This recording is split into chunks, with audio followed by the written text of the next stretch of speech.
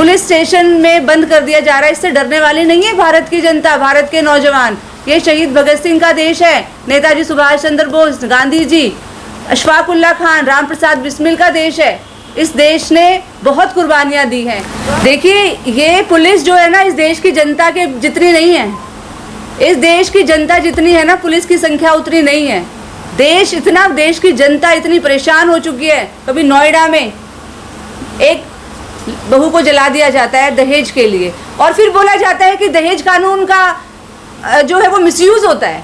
कितनी शर्म की बात है। मनीषा, एक 19 साल की अध्यापिका को मार दिया जाता है, और फिर उसके बाद कहा जाता है कि उच्च श्रृंखलता है महिलाओं के अंदर। ये कहाँ की डेमोक्रेसी है?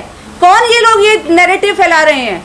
उन लोगों को आज ढूंढने की जरूरत है, उनको चिन्हित करने की जरूरत है। वो लोग देश के सबसे बड़े दुश्मन हैं, जो इस देश की 50% आबादी के ऊपर जब अत्याचार हो रहे हैं, अपराध हो रहे हैं, जब इस तरीके की बातें फैलाते हैं। और मैं सलाम करती हूँ उस मनीषा के गांव वालों के और हरियाणा के लोगों के ऊपर, और दिल्ली में भी जगह जगह पर मनीषा के लिए जहां पर विरोध प्रदर्शन हो रहे हैं। हम उन महिलाओं को, उन बच्चों को, उन छात्रों को, उन नौजवानों को, उन किसानों को जो हरियाणा के अंदर लड़ाई लड़ रहे हैं आज मनीषा को न्याय दिलाने के लिए, हम उनको सलाम करते हैं। और ये लड़ाई हम उनकी ही लड़ रहे हैं, ये उनकी ही आवाज़ है जिसके कारण आज ये प्रेस कॉन्फ्रेंस करनी पड़ रही है, ये आंदोलन लेना पड़ रहा है कि हम कब तक चुप रहेंगे।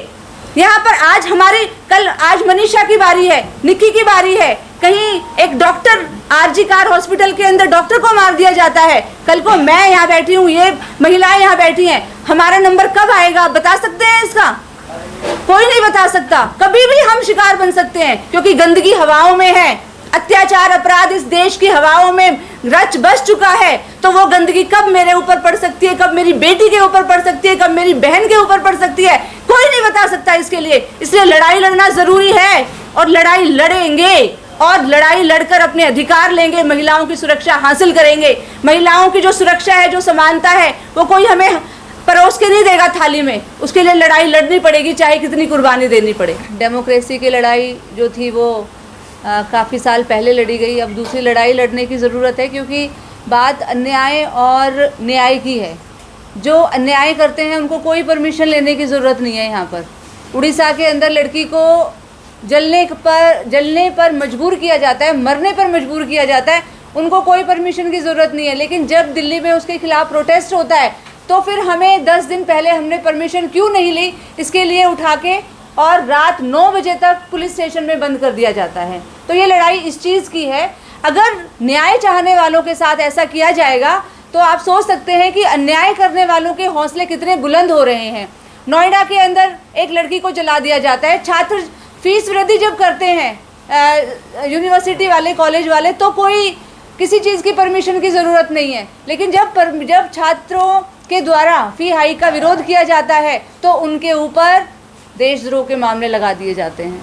लेकिन ये नहीं पूछा जाता कि जो फीस वृद्धि कर रहे हैं, जो हमारे देश के संस्थानों को, शिक्षा संस्थानों को बेच रहे हैं, वो क्या हैं, उनके ऊपर कौन सी धारा लगाएगी ये देश की जनता। ये बात पूछने की आज ज़रूरत है। इसीलिए ये लड़ाई जो है, इस लड़ाई को हम सबको मिलकर लड़ना है।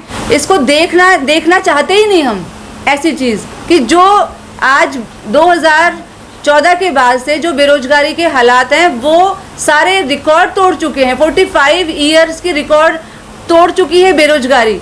तो इसके खिलाफ अगर एक संगठित आवाज़ उठाई जाती है, आज उसकी ज़रूरत है, वो देश की ज़रूरत है।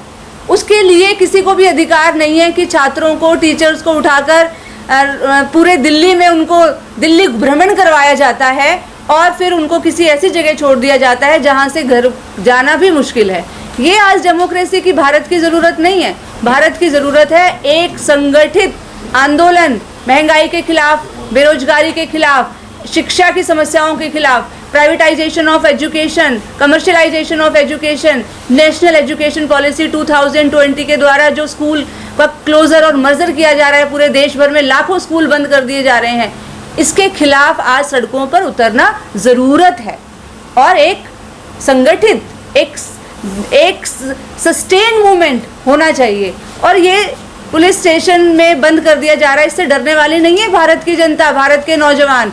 ये शहीद भगत सिंह का देश है, नेताजी सुभाष चंद्र बोस, गांधी जी, अशफाक उल्लाह खान, राम प्रसाद बिस्मिल का देश है।